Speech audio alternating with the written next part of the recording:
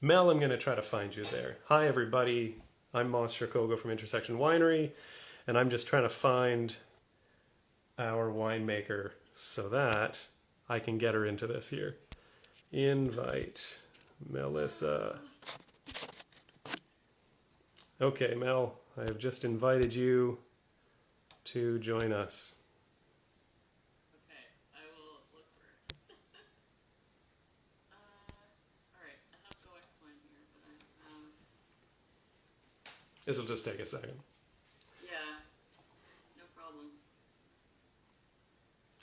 I'm just going to stand here and smile until we get Melissa. It says requests, no message requests. That's weird. Okay. How about I find Go X Wine and ask you to join? Let's do that. I think that might work because. This is going to be real good in a minute.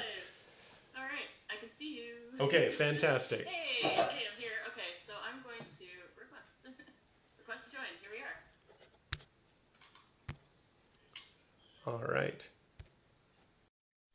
Hello. Where are you there? Okay. Hey, it's working. I'll shut down our Zoom call in the other window there. I know it won't let me use my camera on another thing. Oh Yeah, it's all right. We'll get all this tech stuff sorted out one day. no, you look like an impressionist painting right now. Do I? Well, hey there, Mel. How are you doing? Doing well, thanks. Yeah, it's been a very, very busy week. Yeah. Yeah, yeah, lots of we've done a lot of wine movements because we're getting ready for bottling. So I've now moved everything like twice, and everything's bentonited, so that's stabilizing it. I racked the reds, so they're nice and clear. They're ready to just go right into bottle. Now, We've how run. much of winemaking is just moving wine from one vessel into another vessel? It's less that and more cleaning. It's like for every movement you do like 45 minutes of cleaning at least. Right. Okay. So you're moving things all the time, but the moving is the quick part, is what you're saying, and the cleaning is the long. Yeah, Gotcha. yeah. I'll prep a tank. It'll take like 45 minutes. The transfer itself, like 10.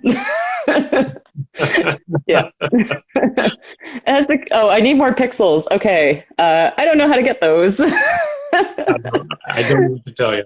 Yeah, you're looking a little well, like I said, you look like a painting right now.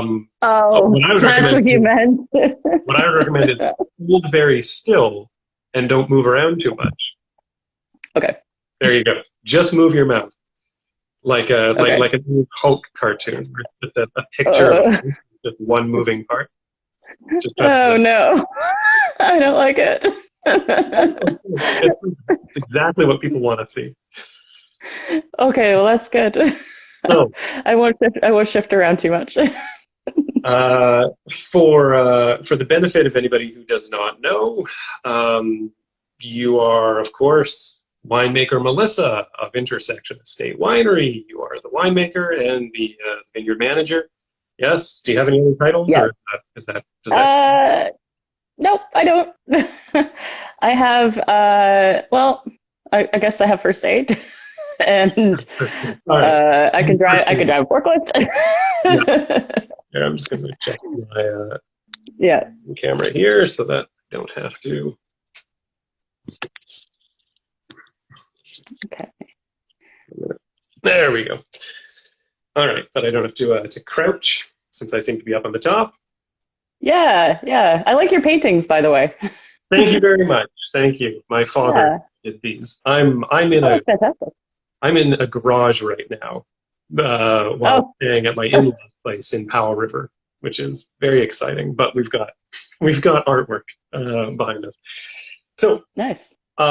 you are winemaker Melissa. I am Moss Sherkogel. I'm some kind of manager for Intersection, even though I live 460 kilometers away now, out on Vancouver Island.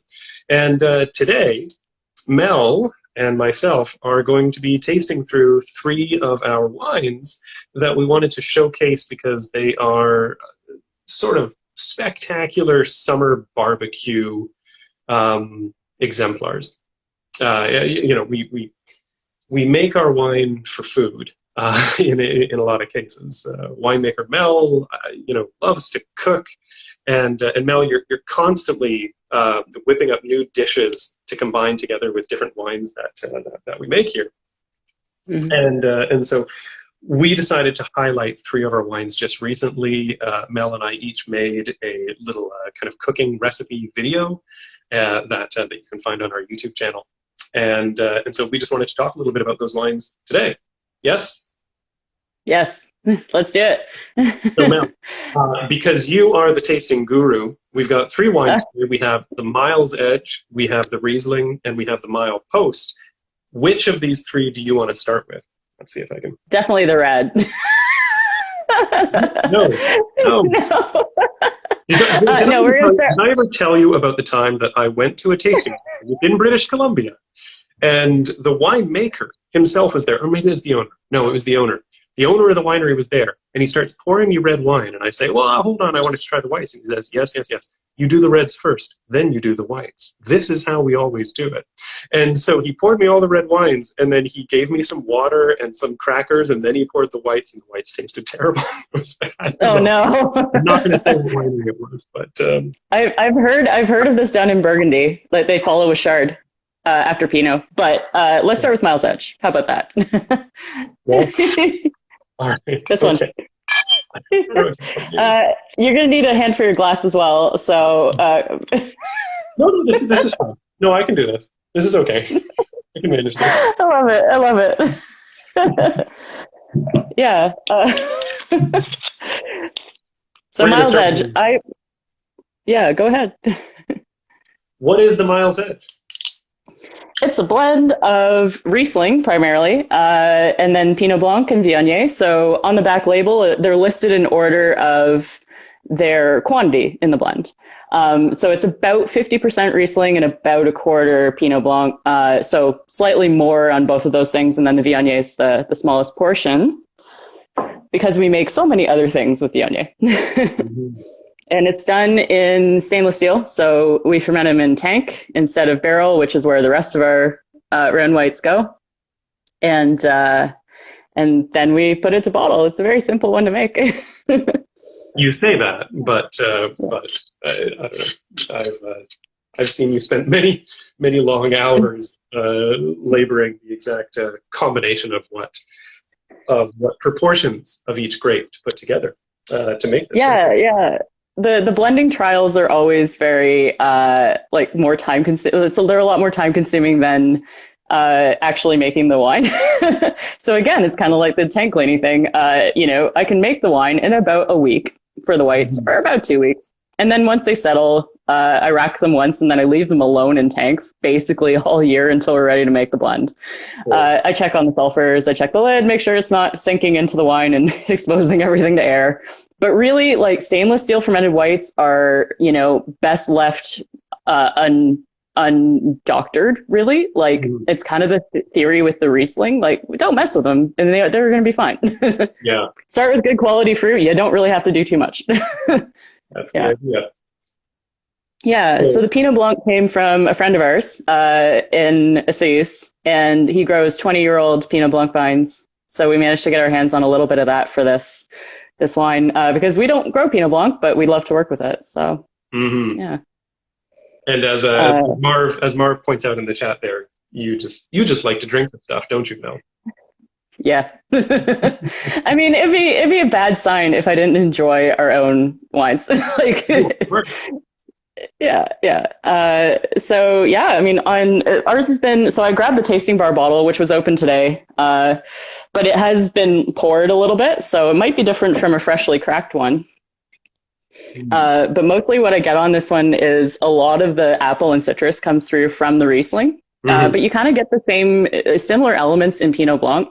So like Riesling usually goes like lemon and citrus, like lime, fresh stuff, really. And then green apple or Granny Smith apple character trademark. Sorry not to cut you off, but just to reiterate, this is always a question that people have when you're tasting a blend, right? The kind of exciting thing about tasting a blend is to try to isolate what are you tasting? What is doing what? You know, everybody wants to know that their grapes are actually doing some work. And so in this case, you've got 3 different grapes. And I'm sure people want to know, as I'm always curious to know from you, you know, what is each providing? And you said that it's more than 50%, or you said it's around 50% Riesling. Yeah, it's 53 or 54. Yeah. Yeah. And when you smell it, I mean, there it is right away, right? There's a large amount of that aromatic quality is coming from the Riesling. Riesling is an aromatic grape. It has a strong scent, and that totally carries through. I really, really love pure Pinot Blanc, but it is a little bit more mild. It's a little bit more mellow. And so the Riesling gives it a little bit of that intensity. It makes it a little bit more exciting, kind of punches up the aromatics, and it really carries in, like you said, that kind of Granny Smith apple, a little bit of that citrus, right? You get the kind of green apple. Maybe it's a little more yellow apple, you know, than slightly. Yeah, your golden delicious or Honeycrisp kind of things. You know, that was always the fun thing when we did the Vinstitutes together, is when we started to get into the further differentiation of apple and things like that. The story of tasting wine is just a story of apples. You know, how many apples how many apples can you identify? That's all you need to be just master. Was this one thrown at the wall, or did it get dug out of the compost? Should it be fed to a cow? So this, and also, so what I was going on about with the Pinot Blanc was a lot of this profile of Pinot Blanc is lemon and more apple. It's actually, like, because it's closely related to Chardonnay, you're going to find very similar things to Chardonnay. So pear, that kind of stuff. So all of that is kind of piling on with these, but then you get this nice little florality out of the VO. And that also elevates the floral characteristics of the Riesling too, because there is a little bit of that in the Riesling, and it's kind of amplified by the fact that the VO is there. So, well, yeah. There's a text around. Sorry, you know what? We're doing a wretched job here because we just started talking about nothing but drinking wine, which is, I mean, anybody can do that. We are pros. We're professionals. So what we should do is talk through the tasting, at least for the first wine, and that is the very first thing that you do whenever you pour yourself some wine is, exactly, Mel just tipped it a little bit, is you look at the color, you examine how it looks, and it is wild. If anybody at home happens to have this wine and is looking at it right now with us, you'll see that when I tilt it here and you have, you know, the kind of shadows in the ceiling, it looks a little bit lemony, right? It has kind of a yellow tone to it. But if you were to take this and tip it above a piece of paper, look down through it, it's actually extremely clear. The color is a little bit. Did you just pick up a cat? What are you doing? No. This is a zebra print blanket. It's the only piece of white near me. So you look at a zebra print blanket through it, and it looks like a zebra print blanket still, because it is quite clear. There's very, very little pigment in this wine. And so we can learn a couple things right away from that. Some of the things that affect pigmentation would be long skin contact or oak exposure. And so when you see something clear like this, you can assume that it is a relatively crisp, fresh, cleanly done stainless steel wine because it hasn't had exposure to any of those things that would add coloration. Am I right, Mel? Yeah, definitely. And Riesling usually has almost like a little bit of a slight green tinge to it. So it's like a yellow green. And that I do find a tiny bit in this one too. Just because of the composition. But yeah, Riesling, you know, it can be almost, you know, clear, like water white in color sometimes. But it's definitely on that lighter, very, very pale color spectrum for whites. So. It looks clean, it looks fresh, it looks light, and you know, the taste kind of follows. So then, of course, the second thing we do is we swirl it, right? You know, we swirl. And I'm not driving anywhere tonight. I'm sleeping on an air mattress in my in-laws' living room. So I can drink as much of this as I want, but I'm choosing I'm choosing to only give myself 2 fingers, because then I can just get as much oxygen into it as possible without sloshing it over the top of the glass. I will pour myself more later. I will pour myself much more later, because I am sleeping on an air mattress in the living room of my in-laws home in Powell River. I think I might have gone a little more heavy on my pour. I think it's also because it's a palate conditioning thing. So in the first wine, I need a little bit just to kind of get used to the acidity. And also it just, in this stemless, this is really like a red stemless glass. So I put myself a 3-ounce pour. So, You're a maverick, wild card. Yeah. I won't let this get out of hand. Don't worry. Oh, okay. we're stream off. That's yeah. So anyway, we give it a swirl. We give it a smell. Right. We appreciate the aromatics. We've already talked about how it has a nice strong boost of this kind of energetic aromatic that's coming through from the Riesling. Riesling is really helping. And then we have a taste. And as Mel just described there, the first taste that you ever have of a wine is bad because it's sharp, right? It's sharp, it's intense, and credit to the Miles Edge that it didn't actually taste that bad. Right? The acid is there, but you have to get used to it, right? That wine, all wine has a higher acid level than a lot of things that we drink, which means that you need to kind of get that in there, condition your palate, as Mel explained. That's why she poured herself 5 ounces to begin with, just so that she could drain down to the extent. I've got to balance it out. I'm just reading the comments. I don't know who's funnier. This is great. Love your wines. Also from Carl. So Jason first saying who's funnier. We're just both a bunch of clowns. We're quite happy to be talking to each other. So yeah, it's fantastic. To kind of have a connection across, as you said, what was it, 460 kilometers? That's it's very good. Mm-hmm. Yeah. And this is the nice thing is, like, now that I know a little bit more about recording and streaming, we're getting to do that a lot more. So it's very face to face. It's very personal. So anyway, back to this. So I've given it lots and lots and lots of air. I'm not going to say anything nasty about your frame rate, despite all the things you've learned about streaming. I got freaking fiber optic at home. I don't know what's going on. We'll talk about it later. Okay. Anyway, on the palate, once I've had a couple of sips and I've kind of conditioned my palate to the acid there, I'm getting a much more accurate impression now as I taste it of the way that this wine sits and balances. And here is maybe where we're starting to get a little bit more of the Viognier as well. Because you said that the Viognier has brought in a little bit of the floral characteristics, but as well, one of the hallmarks of Viognier is texture. You get a little bit. That's exactly why that's there. Yeah. So it adds the weight, it adds the roundness, and it definitely tempers the acidity of the Riesling. So Pinot Blanc is about middle range. If you're thinking about a pH scale, Riesling comes in at under 3 pH. So, it's quite acidic for a wine. And then VO, basically when it's done fermentation, can be anywhere from 3.5 to 3.7 pH. And that difference might not seem a lot, but it actually is. It's significant because of the nature of pH. It's not a straight line, it's a log. So the scale of pH typically goes from 3.0 to 3.9. Most wines are going to fit between 3.0 and 3.9. And what pH is it's a buffer, it's a shield against acid, which means that if your shield is high, you don't experience much of the acidity, or at least you feel it less. If your shield is low, then all that acid just pierces right through.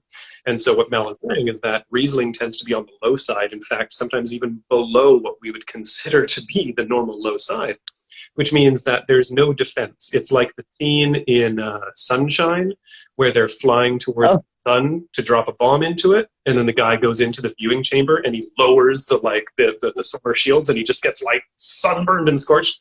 That's what Riesling is like. There's no shield. I love both of those analogies so much, and that movie was ridiculous, but it was also fantastic in a way. Yeah. And then on the flip side, Viognier, which is up at 3.7, was an example of what she said. that's a pretty high shield, which means that, again, because the difference is only 3.0 to 3.9, you can think of 3.0 as being 0% and 3.7 as being like 70%, except it doesn't actually math out that way, but we can pretend. So the point is high shields, which means that you're not getting nearly as much of the acid. So Viognier is much more round. The acid is there, but you're just not feeling it as much. And so when you blend the Viognier into the Riesling here, it really tempers. It creates more of a buffer against the acid. And so you can taste it. You can taste the acidity. You can taste the citrus fruit right there on the finish in particular. It kind of resounds, right? It kind of rings against your cheek. But while you're drinking it, it does not feel acidic. The texture does not come in sharp and lean. So really, really nice balancing work there, Mel.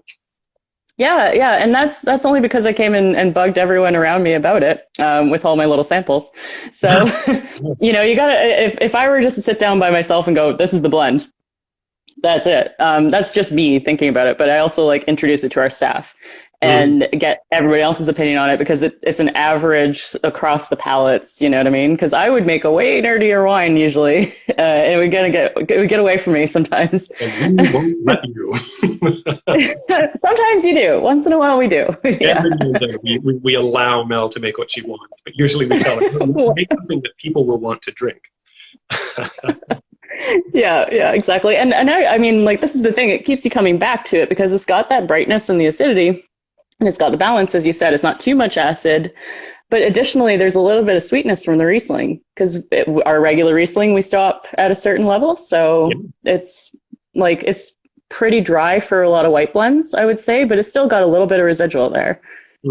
So, yeah. So it keeps you coming back. It's one that you want to kind of return to because it's very friendly. So absolutely.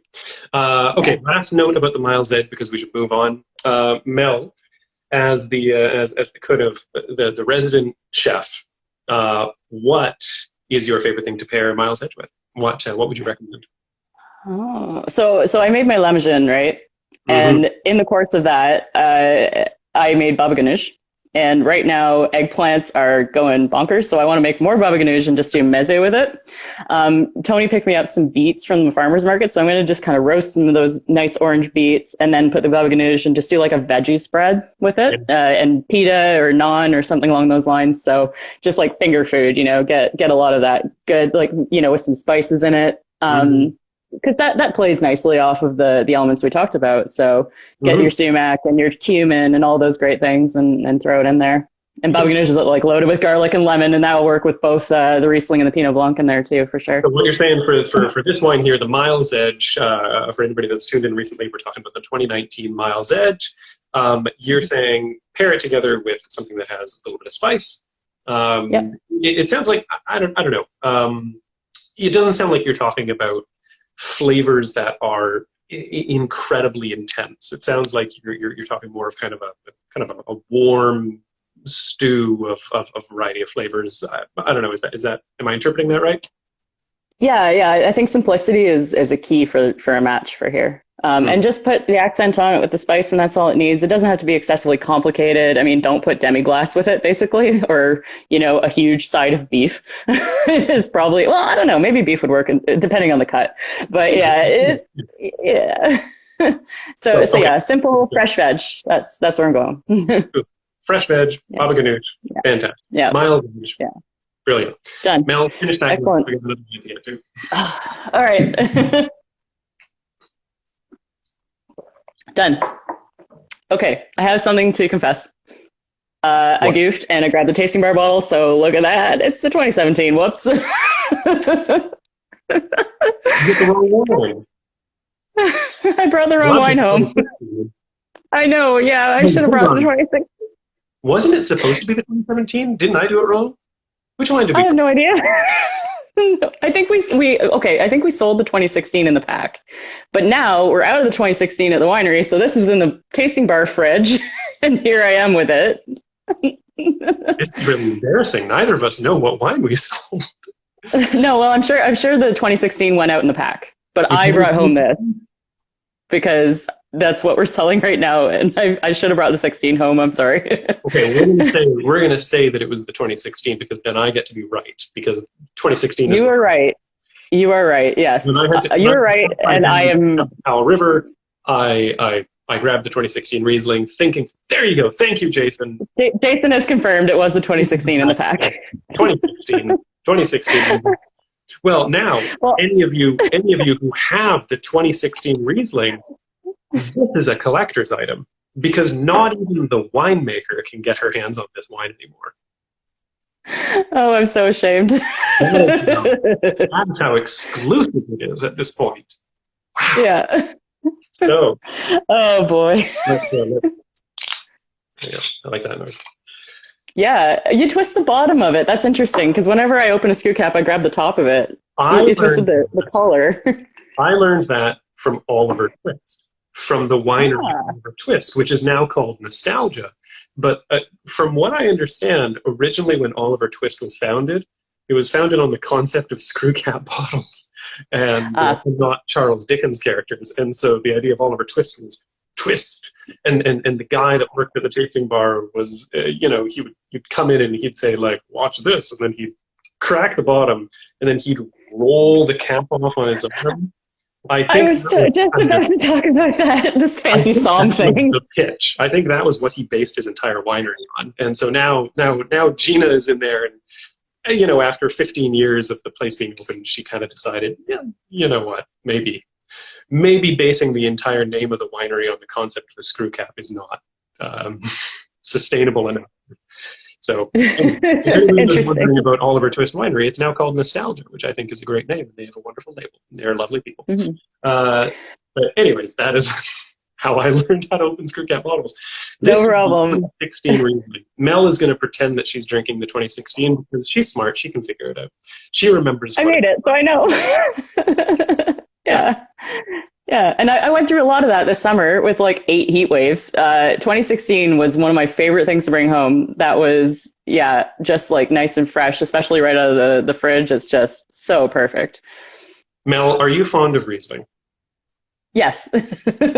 I've made it pretty much every place I've worked.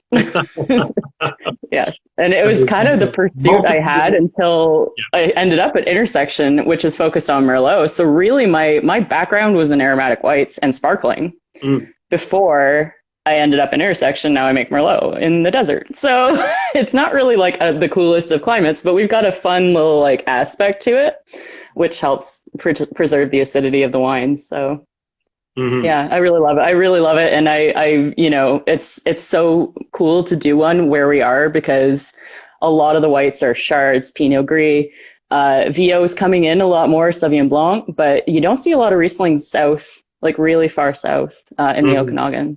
So no, we are certainly one of the furthest south locations, and we've just got a great spot for it. The fact that we're over on the west side of the valley, we get the morning sunlight instead of the hotter afternoon sunlight. It means that we're able to, as you just said, preserve a little bit of the acidity and keep kind of a crisper wine as opposed to it getting all kind of bogged down and flabby. Mel, do you ever wish that you could breathe wine like that? That when you're smelling it, you could actually just roll it right back into the nostrils and just inhale it and extract oxygen from it?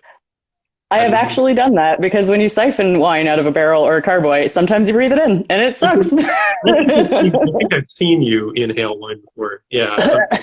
But not good. I wish that you could actually sustain your life force off of the oxygen that can be extracted from inside wine. Maybe if we got a micro-ox system, then we could put enough oxygen into the wine that you could actually breathe it. You ever think of that? Nah. No mucks for me. Barrels only, thanks. We can talk to Bruce at the next meeting. Yeah. So with Riesling, I mean, I don't really do like sort of floral concepts, like sort of this flowery language, but I feel like the energy of Riesling, the brightness of it, and sort of the intensity, I think that's a really good thing to try to breathe. Hi. Also, like, I've been seeing like everybody pop in and say hello and that they love our wines, so thank you. It's great. Yeah. Great people are coming in here. Hi, Tony. Good to hear from you. Miss seeing you on a regular basis.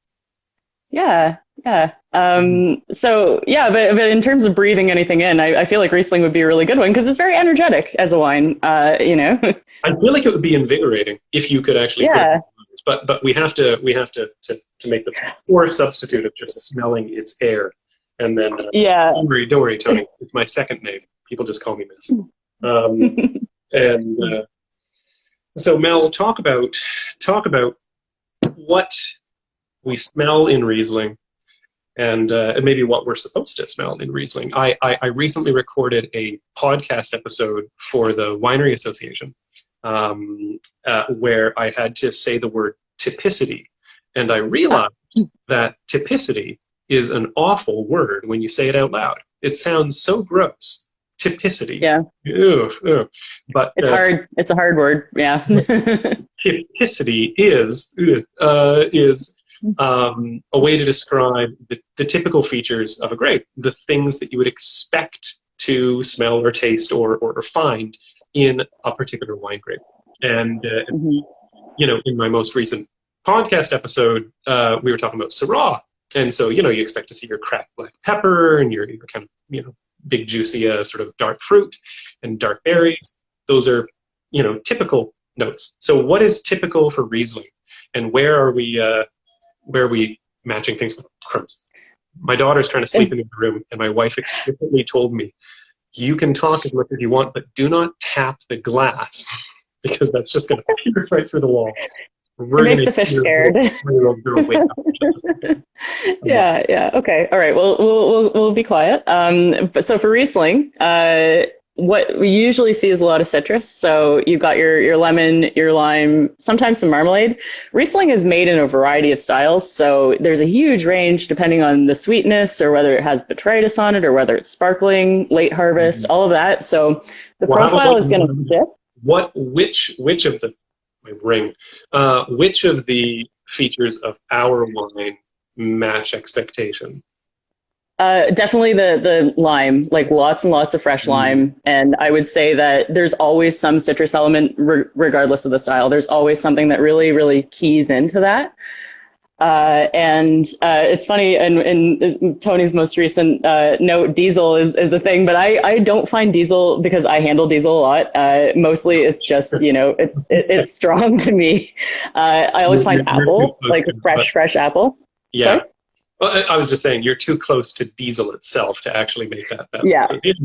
But no, the petrol, no. I mean, what Tony says is, with old Riesling, this is a Yeah. 2016 vintage wine. Compare that to Hmm. the Mild Edge, which was 2019. Big difference there, and not every white wine is going to be good for that period of time. 5 years on from date of harvest seems old for a lot of white wines, but for Riesling, you're kind of just hitting the sweet spot, and you're starting to unlock these new kind of aromatic compounds that Hmm. often would be described as petroleum, diesel, hints of the kind of gasoline, your jerry can, and Yeah, and kind of related to those is beeswax and honey, which are almost always in Riesling as well. So it's actually a very similar aromatic compound to what we find later with the naphthalene kind of things. And I'm trying to think like sort of lamp oil kind of things, and that sort of fondue fuel thing. And maybe that's where I'm going with it a little bit, depending on the type. But yeah, well, I'm glad uh, that you said beeswax and honey because that is what I get on this more so than gasoline. I mean, we've had some petrol rich Rieslings. Like our 2013, our 2015 have gone really hard into the kind of diesely area there. The 2016 is a little bit more waxy, but it still gives a little bit of just the beautiful word petrichor, right? There's ah, a little bit of that petrichor, which is the atmosphere shifting like it did beginning of the day today in Powell River, where all of a sudden a thunderstorm just like broke out and was dumping rain all over us. But I was outside before the rain started falling, and I smelled this wine coming from the world around me because we mhm. had this barometric shift, and all of a sudden this oil was being exuded out of the ground, out of the pavement, and that smell right there, or the kind of, the early drops of rain hitting dry, hot pavement, right? That smell is so closely related to this, and that is called petrichor. So romantic, and also I'm jealous because I want some rain to happen because it would just be great if we got some moisture here. It's the driest year I've ever found here. It's unbelievable how dry it's been. But yeah, that beeswax and honey character I find also shifts in age to being more intense. So having a little bit of age on the wines we're selling is actually really beneficial to them because they have that depth and that the interesting aspect. Wonderful. I mean, it tastes great. I love Riesling. You and me have a shared adoration of Riesling. This has always been my favorite white wine that we've made. I love Viognier, and very excited for things to be done with Pinot Blanc. But Riesling is just my favorite because it's so bright, it's so clean, it's so refreshing, and so much energy to it. You said energy already, but it's this vivacious wine. And there's just enough sweetness in it to keep it from being too tart, right? You've balanced the acid nicely, and so got the ratio that's coming together, but you can feel all the intensity from the acid. The other thing with the sweetness there, a little bit of residual sugar will add weight to the palate. If a Riesling goes bone dry, it can be really thin. So the fact that, so what we do with it is when it's reaching the end of fermentation and there's just a couple grams of residual sugar left and the yeast are kind of slowing down, we'll taste it for that balance and then we'll hit the chilling on and stop it where we want it, where we feel it's best. So it's a relationship of texture and acid and sugar, because if one of those things is out of whack, the whole wine is, and people won't like it. But the other key to Riesling is keep it cold, keep it happy with nutrients, and basically leave it alone once it's in tank, and it's going to give you great results. So it's a wine that doesn't get excessive handling.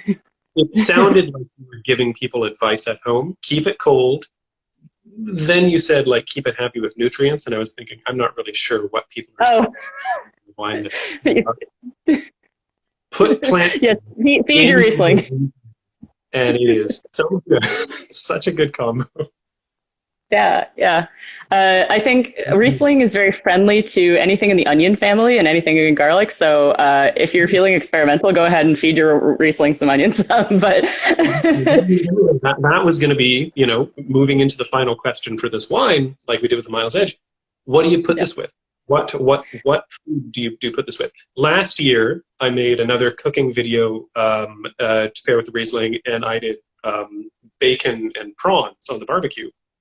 Yeah. With a watermelon salad, and it was fantastic because the bacon is a little bit, it's more than a little bit. It's fatty, right? Bacon is fatty, and it has that little bit of a smoked character, and the acidity from the Riesling cuts into fat and grease so nicely. Cleanses the palate, and the fresh seafood, having fresh Vancouver Island prawns, right? That caught that morning, and then doing them up just lightly on the barbecue, right? The freshness of that seafood. In the same vein, you want to put citrus on seafood, right? Lemon, goes so well with these, and so for the same reasons, that little bit of acid from the Riesling goes beautifully. So that was a good combo last year. And Tony, who's our front of house manager, he provided a recipe that was made by a friend of his for our barbecue sale this year. Oh yeah, that looked great. Together with these pork belly tacos that just look absolutely magnificent. And so for the same reason, Pork is a really good meat to pair together with white wines because it doesn't have the sort of bloody density that your beef can have. But sometimes lamb can go. Pork is a really good combo, and it's a fantastic combo for this one right here. So Mel, when you think about the origin in Riesling is Germany, basically that's where it was first recorded back in 1436 or something. But pork is also a huge part of cuisine there, so it's not surprising that they match, that they're very well together. But I'm going to flip this on its head and say do a classic Alsatian onion tart with it. Butter puff pastry, Gruyere cheese. Like if you want to caramelize those onions, go for it. And then that's going to be stellar with this. Yeah. Yeah. Put a little mustard in too. Like if you want to do like a little bit of sort of dry, grainy mustard in, yeah, with the cheese, just mix it up and then spread it all out on that sheet of puff pastry. Give it a little bit of like a crust, like a rim.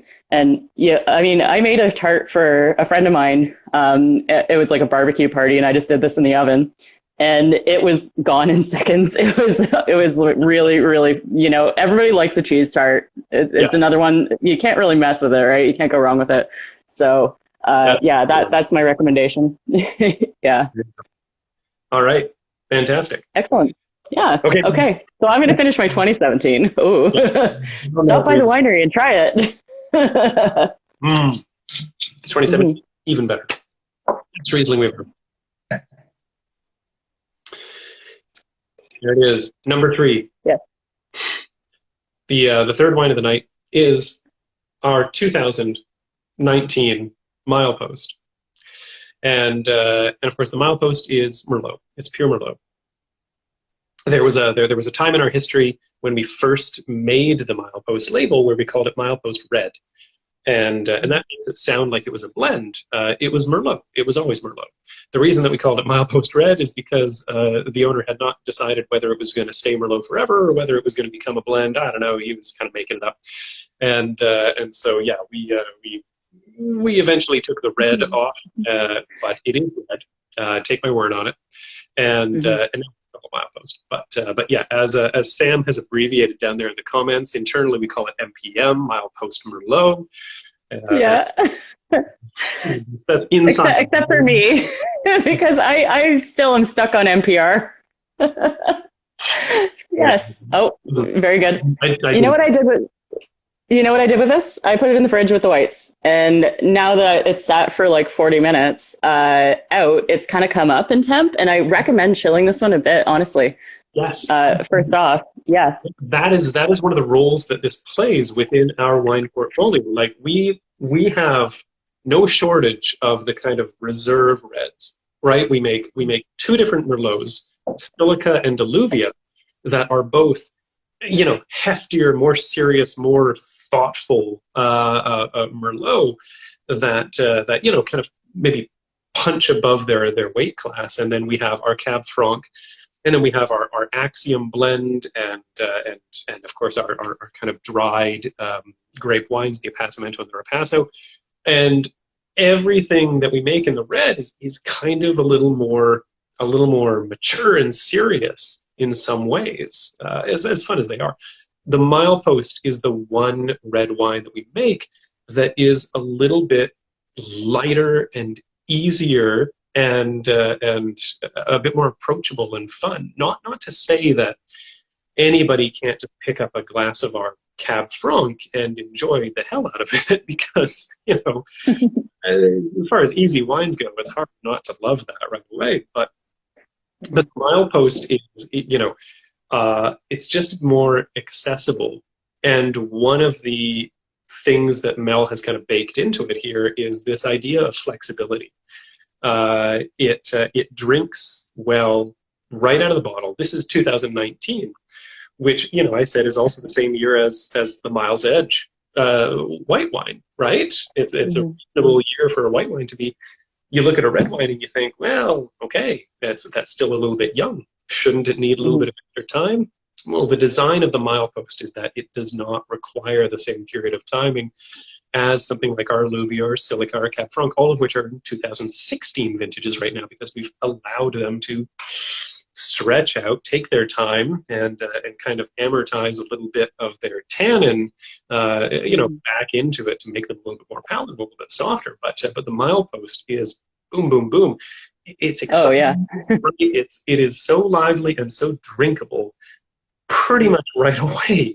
Like sometimes we bottle this stuff and you know, tasting it, you know, a week later, it's tasting good. And so the 2019 here is in a fantastic state right now. and it can, Oh yeah, I'm so happy with it. Yeah. but it is, Yeah. it just smells so good. Yeah. So as you were saying with the other reds, they see a minimum of 18 months in barrel and then a further at least 2 years in bottle before release. So the patience is a really good thing. With Milepost, it's one of our most popular wines, so I have to get that thing out very fast. So this one was bottled in March this year. And it was because I had to get it to bottle because we were steadily running out of our 2018. And it flies. It's unbelievable. And it's because people like approachable reds. I mean, a lot of big shouldery, like big, bulky, muscular, bodybuilder type reds are out there. But this one is very friendly and it's very fun. And part of the reason of that is 12 months in mostly neutral oak. So like older French oak barrels that don't have like a massive woody flavor anymore. It goes right into those. Basically, as soon as I press this tank off, it goes to tank to settle the bulk of the main solids out, and then it goes right to those barrels. So by October the following year, it's ready to come out of those barrels. So I can get it into tank and clarify it and get it bottled because we always seem to need it very, very quickly. Yeah. So I love the color too. So the Merlot has always got a beautiful, vibrant, dark color, very inviting. I feel like it's kind of got a little bit of a pinkish quality to it as well, which, indicates a little bit of the age. No? Okay, well. I mean, where's my zebra blanket? Hang on. But yeah, no, I feel like it's just a factor of the age, and also that it doesn't see like a lot of again a lot of excessive handling. We really lightly, when we do stem the berries, it goes through this big machine and it pulls all the berries off of the stems and it shoots the stems out one side, drops the berries into this big auger pump. But those berries, they could go through rollers to get mashed up, but we take the roller out and we just let it drop right in. So it's almost like it's just a lightly cracked berry. So it's almost like doing a whole cluster ferment on it, sort of. So it keeps it juicy. It really keeps it nice and fresh. Yeah. Yeah. Oh, yeah, that punchy nose. It's great. I mean, you say juicy, you say fresh.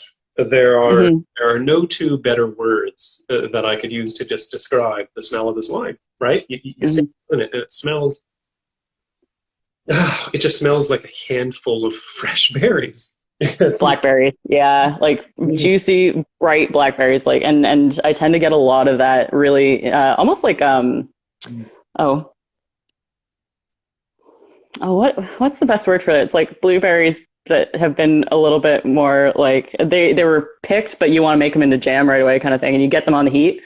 That sort of like that smell where they just first start to cook a bit. Like it's just kind of getting there, but it's not like really cooked fruit, but it's that vibrant sort of aroma. I don't know if I'm taking you to a place or just confusing everyone.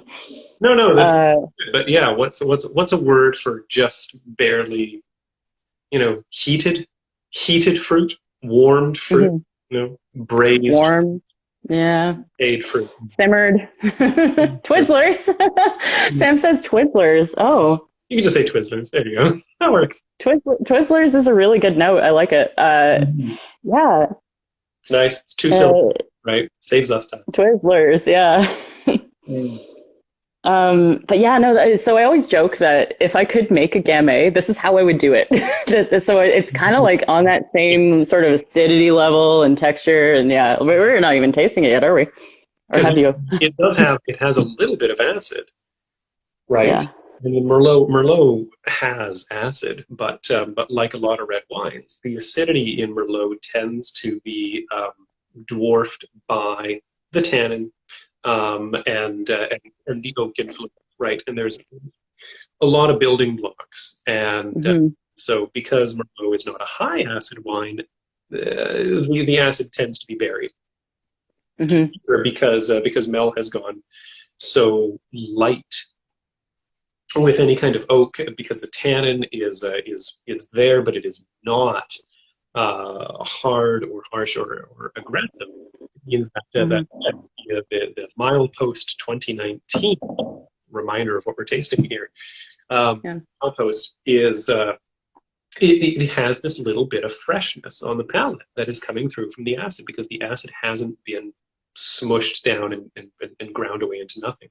You get that Yeah. vibrancy. And so we keep on using terms like fresh and bright and exciting and lively. And all three of these wines all share that. And that's one of the reasons why we've used these three wines as our exemplars for sort of barbecue, summer cooking and pairing, because all three of them give you that liveliness. You know, Mel herself talked about how much Riesling she went through in the last month because working hard, but you know, any you know, the Miles Edge or the Riesling or the Milepost, because they share the same role as an ice cold beer or a glass of lemonade, you know, or a mimosa. You know, it's these bursts of fruit that are paired together with this bright, clean liveliness that just refreshes you and cleanses your palate.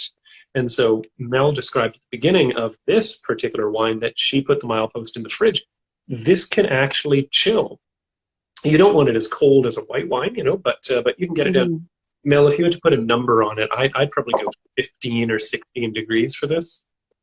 I mean, I'm guessing more like 18 because that's the current temperature of the barrel room. It's a really good temperature to store reds. 18? Are you nuts? No, that's way for this. You want it colder. All right. So I think in the time that it's been out. So as I said, it was in the fridge for like 2 hours. And then I brought it out with the whites, and we talked about the whites when they were still really cold. And now this has come up in temperature. It feels cold to the touch still, but it's not like dripping condensation. So, I mean, basically, like, you know, it wouldn't suffer from being chilled really hard like that, but you might want to let it warm up a little. I would never take it down below 15 degrees. You know, that would be too cold. But around your kind of 16, I guess 16 to 18, I think. Okay. Well, we'll meet in the middle. 18 is what you drink Syrah at.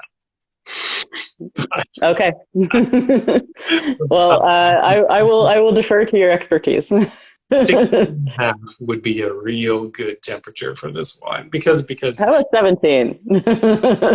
17 on a hot day. 17 on a hot day.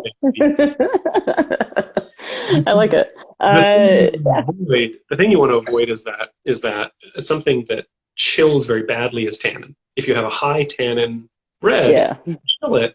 It tastes bad. It tastes real bad. And alcohol too. Mutes all the flavor. You can't taste anything. I gave a tour once to an Italian guy who was visiting from Italy, and I was explaining the same thing. I was saying, oh, you don't want to chill your red wines because it mutes the flavor. It kills all the flavor. And he said, well, I'm Italian and we make a real bad wine, so we chill it down real low so that you cannot taste anything we make. All you taste is the booze and the acid. Yeah. So that's actually a really good point. So the alcohol on this is about 13.5. It's just over 13.5. But if it were over 14, it would suffer in the fridge. So it's balanced in a way that actually it benefits from. Absolutely. Thanks, Marv. I think experimentation is the best way to find out, how this works. So try the wine at different temperatures, and you also get to have a bunch of wine. So yeah, for sure. It's win-win-win in wine. Mel, what food would you put together with this Merlot? I did the video this year for the Milepost, and I cooked lentil burgers out of the Harrow Smith cookbook, which was that was hilarious. Did not plan any jokes in the video, and then the video wound up being almost entirely jokes because it was so good. Horribly wrong on me. But the lentil burgers are very tasty. I froze some and I ate one just yesterday. That was anyways. But yeah, so you can put it together with beef with lentil burgers, and it carries very nicely. I wanted to have a vegetarian option, but a burger, pizza, right? Any kind of just nice easy summer lounge food is gonna go well with this. But do you have anything that's a little bit more sophisticated? Well, sophisticated is is a little hard. I have lamb sirloin from Black Sage Butcher that I'd love to try with this. So I think that'd be fun because depending on the cut of some of these meats, maybe go leaner with it. So I would say like I'm going to sear that off and try it with some more vegetables because I got a bunch of panic pan squash and stuff. So I'm going to go with that. Usually, lamb is like rosemary and mustard. You want to do those things, but I might go in like a little bit of a different direction, and just do like something really, really simple with it. And I have shiitake mushrooms right now. So, I mean, lamb, mushrooms, I feel like that would work maybe with like a risotto or something. But yeah, I think with risotto, so this is the thing. It's such a versatile wine that I almost worry about too many options. Yeah. Yeah, I get that. I feel that. I feel that quiet. But yeah, so I feel like if I did a lamb with like something, I mean, you could do an orzo or risotto on the bottom. And then just like stack it up with some like, shiitake mushrooms and the lamb and things like that. I think that'd be really cool. And if you do the mushrooms in the pan with the lamb and then you kind of like spoon the sauce over it, that'd be really good. Or you could do, if you ever had steak frite with like cafe sauce, like you use tarragon and butter and you just brown this butter with the steak and then you just spoon it over the steak. And you usually want to use something like a flat iron cut or something lean. And it's for extra funk, throw shallots and anchovies in there. If you're into anchovies, and it melts into the sauce. It's super, super cool. Yeah. Anchovy would be great with this. Yeah. Yeah. Oily and salty, that would be fantastic. Remember that one pizza I made when you were here? I had anchovies and blue cheese and olives on it. And you're like, you were eating that by yourself. In a lead-lined box at the bottom of the sea. Like, so I like funky flavors. So I would go like either that, use that cafe sauce on a steak, or do the lamb sirloin with some mushrooms. That'd be great. Yeah. Well, like I said before, experimentation brings you to all of this, doesn't it? Yeah. And it's again, like, it's just, it keeps opening up and it gives you more and more fruit every time. It's just, so, I mean, the thing with a lighter red is that sometimes it can be too simple, but you got layers of stuff going on there too. So I'd say like, it's kind of starting to come out with almost like a perfume to it. So I feel like there's a little bit of a floral touch there. I don't know if you find that, but. Good. Sorry, that was my tasting. No, I was not listening to you. I was just. I was saying that the wine was almost a little bit perfumey on top of just being fruity, because sometimes they're just one-dimensional. Yes, there's a certain. As I put it before, it's good. Yeah, it is good. I agree. I like it, and I'm so happy with how it turned out. I mean, I feel like reds are historically less of my wheelhouse, but now that I've been in intersection for 5 years, at least Merlot is under my belt. Like, I've got that down. So, yeah. I don't think anybody would disagree, Mel. Yeah, you are an incredible boon to the winery. You really do make these wines to the very best potential that they are capable of being made. So, to you. We probably need to wrap up here. Yeah, it's getting kind of late, isn't it? Check and see if my daughter woke up. You can put her back to bed. So let's just do the little run through again. 2019 Miles Edge, fantastic. 2016 Riesling. Mel, you just hold up the top of your bottle so I can't see the vintage. I'm just gonna cover it. 2019 Mile Post Merlot. We have to give the plugs here, the shameless plugs, and so I'll say that. If anyone wants to get their hands on our wine, you can find it on our website. That's www.xwine.ca. All of these wines are available, except for the 2016 Riesling. Instead, you can have the 2017, which is what Mel has. And as well, if you liked us talking about food and wine, go over to our YouTube channel. Just look for Intersection Winery on YouTube. And there we have cooking videos from Melissa and myself where we, talk about specifically these wines and what foods we've made up and how to do that. By the way, for the cooking videos, Mel has this lovely cooking video where she's cooking up, her crazy Lamagen. I just want to point out that the night before I had to publish that video, I said to Mel, "Hey, is your video ready?" And she said, "Yeah, here, I'll share it with you." And she shared with me 45 minutes of raw, unedited footage in I'm so sorry. files that I had to stay up until midnight 30 editing together into something that was actually watchable. So go and check that out on YouTube, because It's worth it.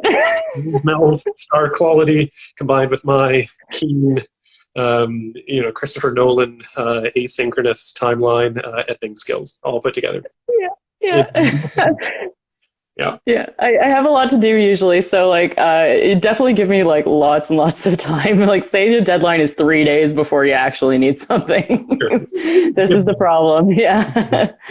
Time, but anyways, go check this out on our YouTube channel, the cooking videos. And thanks everybody for watching this tonight. It was nice to see some friends of ours pop in, some people who I personally dearly miss being out here on the island. Oh yeah. Jason and Sam and Tony, good to see you guys in there. Thanks everybody. Yeah, I think we should do this again too. So if there's other suggestions, like somebody wants a specific note on certain wines, we should sit down with some more. I think that'd be great. No, she's got this whole recording studio. It doesn't do her any good, but you know. Yeah. Yeah. All right. Good night, everybody.